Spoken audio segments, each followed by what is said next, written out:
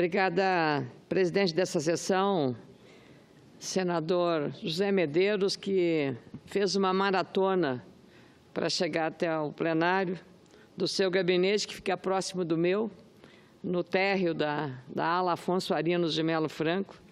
E aqui está para abrir essa sessão. Caros telespectadores da TV Senado, ouvintes da Rádio Senado,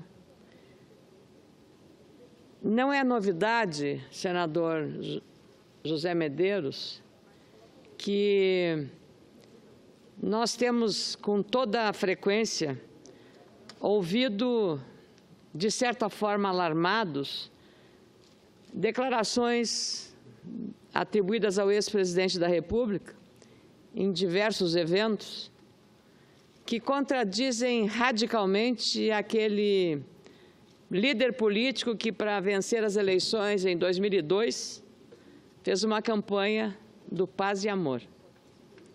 Agora, por conta da Lava Jato, do desastre eleitoral em 2016, o ex-presidente da República colocou a faca nos dentes e, como guerreiro, não sei se kamikaze, mas à moda de Maduro, decidiu arregaçar as mangas e, a cada instante que fala, fazer ameaças.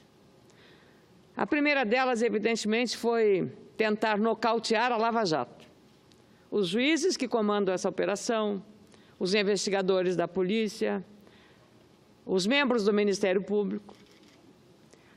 Também não é novidade o ataque sistemático à imprensa. A mesma imprensa que ele esquece foi responsável por guindá-lo à glória com a eleição e a reeleição 2002 e subsequente, e também de ele, com o apoio da mídia, ter chegado a colocar, como se falava, um candidato que ele ungisse, ele colocava na presidência, como fez em relação a ex-presidente Dilma Rousseff. Um poste. Agora ele volta à carga para atacar a imprensa e defender, como fez na sexta-feira, num evento numa universidade pública, federal do Rio de Janeiro, dizer claro e bom som que, voltando ao poder, vai fazer a regulação da imprensa. É um eufemismo para dizer, para amordaçar, para censurar e para colocar um torniquete na mídia que tanto incomoda o ex-presidente e também os líderes do seu partido. Então, não é novidade que isso venha acontecendo agora por conta de novos episódios. Na semana passada, houve um desarquivamento do processo relativo ao mensalão, onde ele foi denunciado, se safou direitinho do mensalão, mas teve provas robustas para reafirmar e confirmar a sua liderança sobre o mensalão. E agora, em relação à Lava Jato, repete a mesma cantilena de atacar o juiz, especialmente Sérgio Moro, que na visão de Lula teve a ousadia, como se ele não estivesse tão estritamente se valendo dos autos, das provas, de depoimentos e também do trabalho investigativo da Polícia Federal e da denúncia feita pelo Ministério Público. O juiz fez tão somente avaliar tudo o que recebeu de material, das provas, dos testemunhos, e, em cima disso, fazer a sentença que foi apresentada em relação a esse episódio da Lava Jato, em relação a 3 dos processos que incluem o ex-presidente Luiz Inácio Lula da Silva. É claro que, se chegar mais do que amordaçar a imprensa, como se tentou lá com a PEC 37, não só a imprensa, mas também o próprio Ministério Público, eu penso que nós vamos ter um banho de Venezuela. A Venezuela não anterior a Chávez e Maduro, a Venezuela de Chávez, mas, sobretudo, a Venezuela de Maduro. A Venezuela de Nicolás Maduro, que tornou o poder judiciário servil, que calou, fechou, amordaçou um poder legislativo eleito democraticamente pela sociedade venezuelana, e esse resultado do voto popular não foi respeitado, fez uma constituinte à sua imagem e semelhança, que destituiu o Congresso legitimamente eleito. Mas a Procuradora da República da Venezuela, que ousou mostrar as graves violações ao Estado de Direito, ela também foi afastada liminarmente do quadro da sua função. Ou seja, ninguém atravesse o caminho de Maduro, porque ele é um ditador sanguinário, violento, que não respeita as regras democráticas, mesmo que uma constituinte, como ele fez, esteja previsto na Constituição daquele país ao tempo em que Hugo Chávez presidia a Venezuela. Pois essas ameaças que fiquem, talvez, na retórica do líder da Coreia do Norte em relação à bomba atômica, ou também nos arroubos do presidente dos Estados Unidos, Donald Trump, que essa retórica apenas atemoriza o mundo, porque nunca se sabe qual é o limite dessa retórica e se ela está sendo apenas da boca para fora ou se ela tem realmente a intenção de fazer o que estão anunciando o líder da Coreia do Norte e o presidente dos Estados Unidos. O fato é que nós ainda vamos ver ainda muitas coisas acontecerem, porque nosso vizinho, Venezuela, está aí para nos mostrar.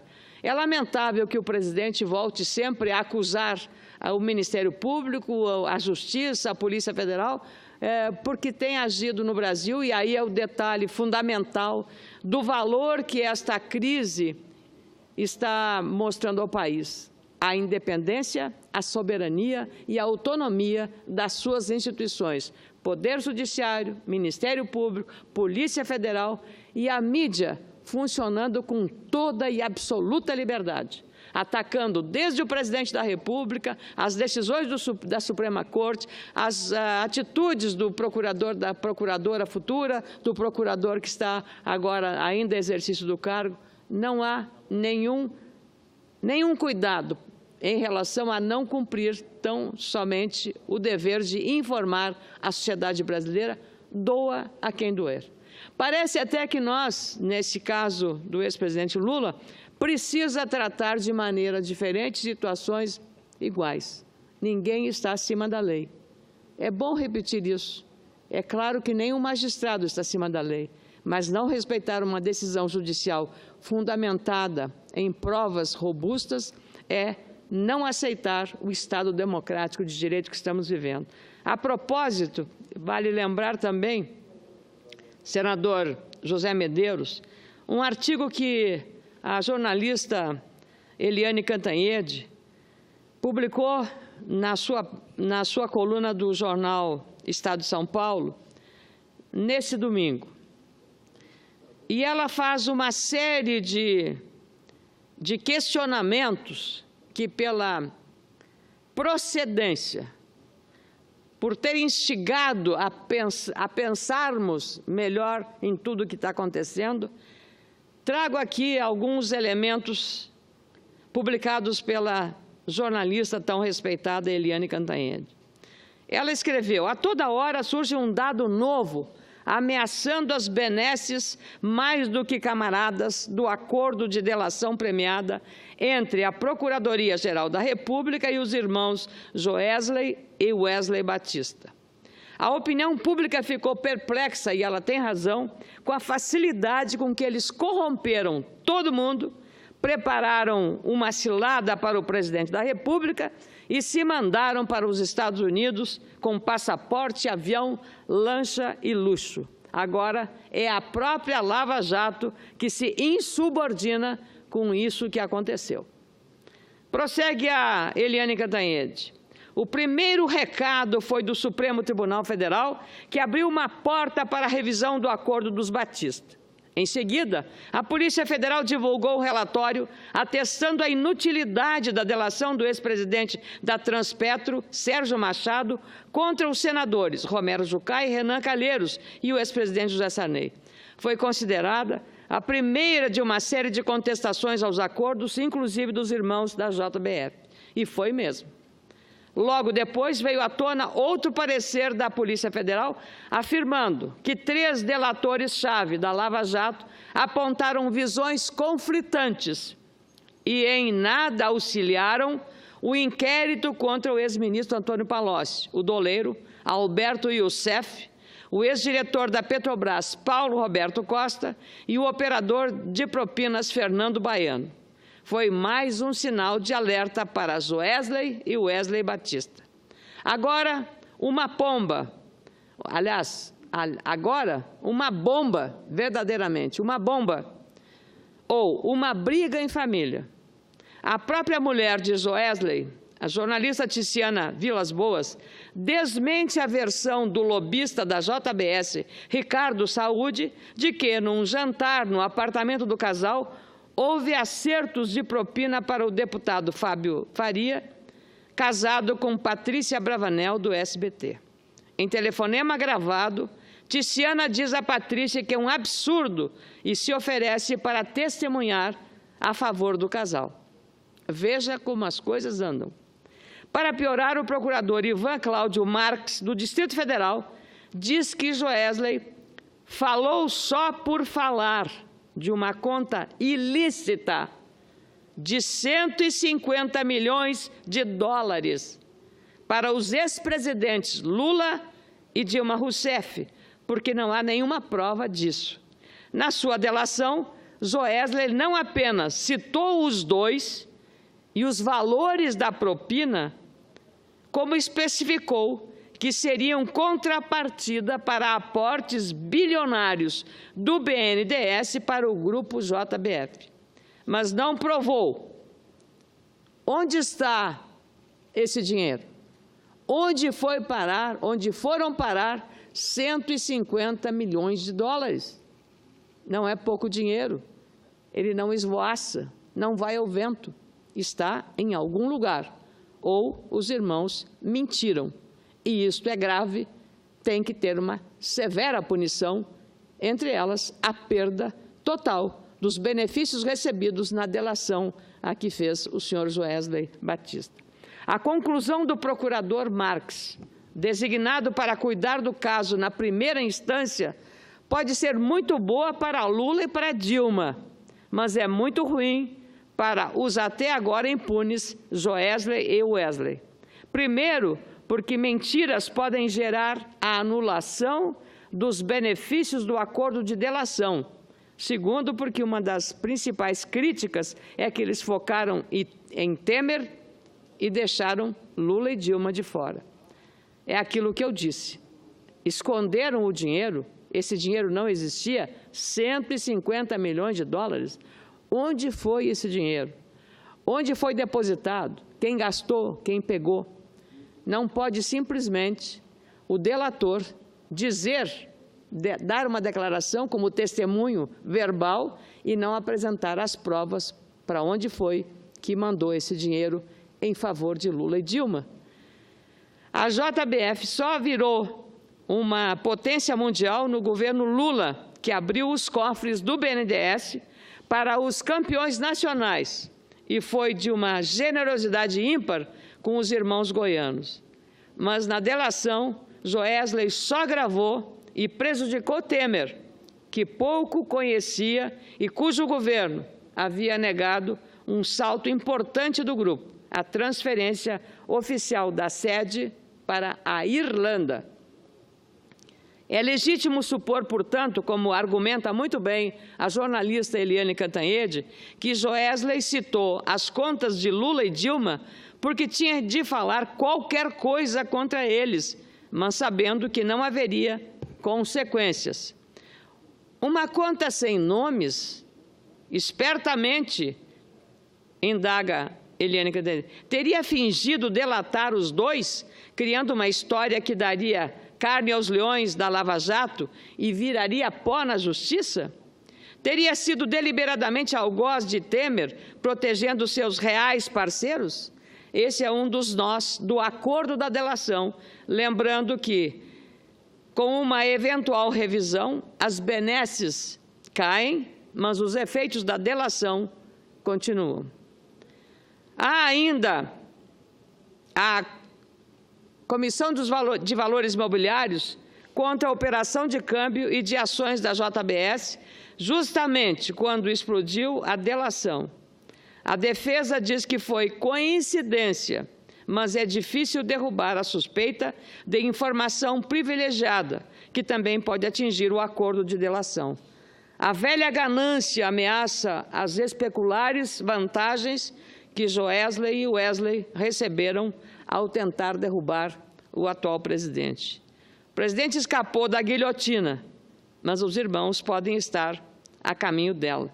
E eu trago esse artigo e peço ao senador José Medeiros a transcrição nos anais do Senado dessa instigante apresentação dos elementos trazidos pela jornalista Eliane Cantanhede, como base para que também nós tenhamos aqui esses mesmos questionamentos, porque trata-se, sem dúvida, também de um aspecto político relevante, já que tudo isso tem impacto, sim, sobre o cenário político, sobre a avaliação do Congresso, sobre a avaliação e sobre o que vai acontecer nas eleições em 2018.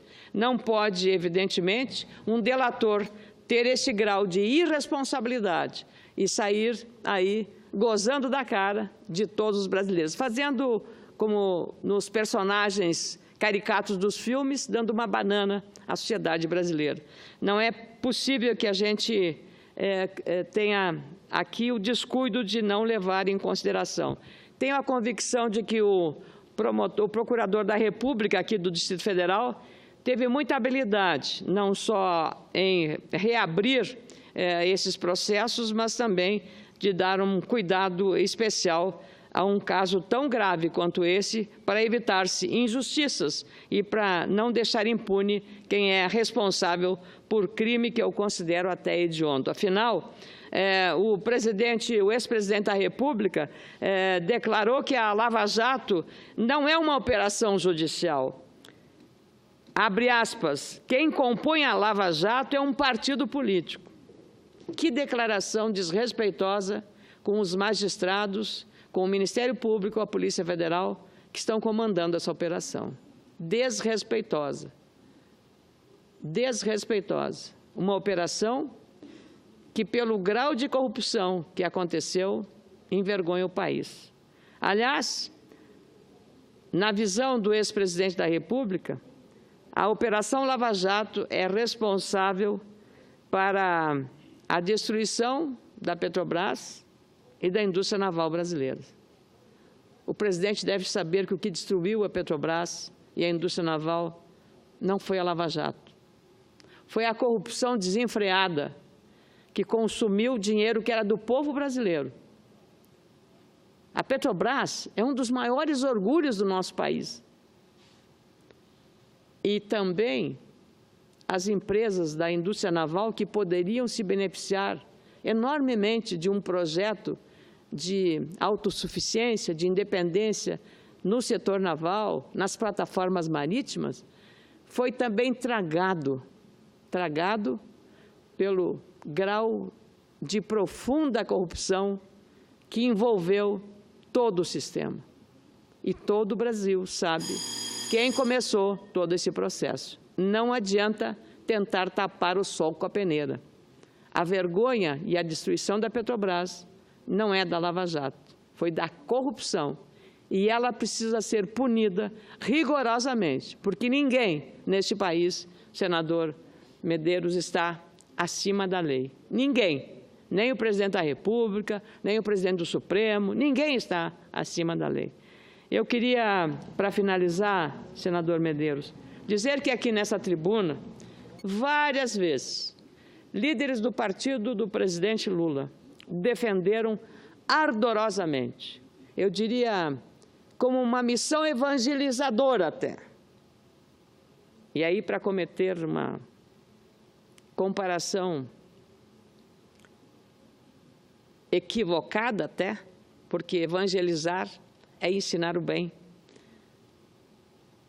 é levar a espiritualidade, os ensinamentos mais elevados. Mas eu digo evangelizadora na medida que eu quero. No sentido de doutrinar, né? No sentido da doutrinação. Da doutrinação em defesa, nesta ou naquela tribuna, pelo financiamento público de campanha, como forma de moralizar o sistema político brasileiro. E eu, nesta ou naquela tribuna, senador, argumentava como é que o povo brasileiro, que já há 4 anos atrás padecia das mesmas dores, da falta de leito no hospital, da falta de vaga, lá na sua Diamantino, fechando o hospital. Na minha cidade, problemas sérios para as pessoas terem acesso à saúde pública, à educação, à segurança pública, olha o Rio de Janeiro. E pegar o dinheiro do orçamento para botar numa campanha eleitoral, com todo o respeito que merece quem trabalha certo. Em 2010, o sistema permitia, e hoje eu tenho a convicção de que os ministros da Suprema Corte, que tomaram 2 decisões considerando inconstitucional as cláusulas de barreira. Não se estava proibindo nenhum partido de existir. Podem se formar partidos políticos à torto e à direito.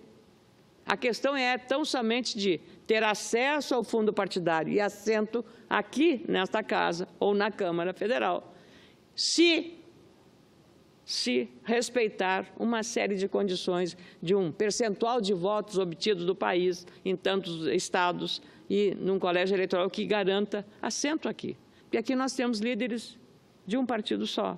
Nós temos na Câmara a mesma coisa. Então, a cláusula de barreira é tornar mais sério o funcionamento do quadro partidário. Nós temos 40 partidos, praticamente, hoje, com assento na Câmara e aqui no Senado, senador. É ingovernável um país com 40 partidos. Então, a cláusula de barreira que foi considerada inconstitucional pelo Supremo, que entendeu que seria uma violação ao direito de formação de um partido político, não era isso. Era criar as condições da elegibilidade, da representatividade. Porque hoje fazer partido político é um bom negócio. Tem acesso ao milionário fundo partidário. E a sociedade hoje se insurge, mas eu já falava lá naquela época, como é que a sociedade vai entender que o dinheiro que falta para tantas coisas necessárias e essenciais à população vai ser aplicado na campanha eleitoral. A sociedade não entende, senador. E não entende por uma questão de lógica. 44% dos recursos para a área das Forças Armadas estão correndo um risco sério de inviabilizar o funcionamento da Marinha, Aeronáutica e Exército, com projetos que eu vou só citar CISFRON, Sistema de Controle da Fronteira. Só isso já bastaria para ter medo. O que estão fazendo as Forças Armadas no Rio de Janeiro para tentar atenuar, mitigar um estado de absoluto caos naquele estado em matéria de segurança pública. Então, quando a gente vê que vai faltar dinheiro para as universidades ou vai faltar dinheiro para a área de saúde, não dá de fato, para entender que 3,6 bilhões de reais sejam colocados na área. Mas não foi por falta de alerta. Muitas vezes eu disse, a questão era regular, controlar e que o Tribunal Eleitoral fosse rigoroso na fiscalização das contas. Eu recebi recursos do setor privado em 2010 e 2014, quando a legislação assim o permitia.